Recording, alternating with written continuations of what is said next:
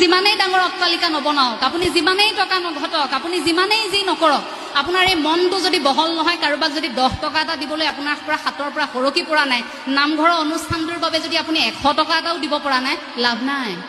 আপুনি 5 ষ্টাৰ হোটেলত সেই চাহকাপ 5,000 টকা দি আপুনি খাব পাৰে।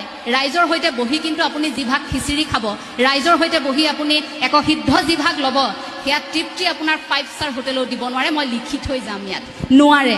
ৰাইজৰ সৈতে একেলগে থকাৰ এটা আমেজ আছে।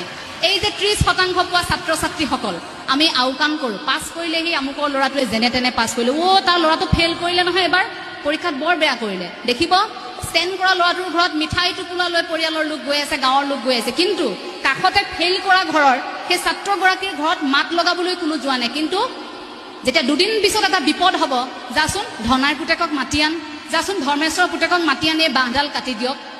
সেই ষ্টেণ্ড কৰি থকা ল'ৰাটো আমেৰিকাৰ পৰা আপোনাক উদ্ধাৰ কৰিবলৈ নাহে, মনত ৰাখিব। গতিকে ছাত্ৰ ছাত্ৰীক কেতিয়াও এই গুণগত মানদণ্ডৰ ওপৰত তেওঁলোকক শিক্ষা দিবলৈ চেষ্টা কৰক, আধ্যাত্মিক শিক্ষাৰে শিক্ষিত কৰক। কেতিয়াও এই মাৰ্কশ্বিটখনক লৈ অমুকে ইমান নম্বৰ পাইছে, এইটো পুৰস্কাৰ পাইছে, এইটো আসন পাইছে, সেই আসনক লৈ মানুহক কেতিয়াও তুলনা নকৰিব।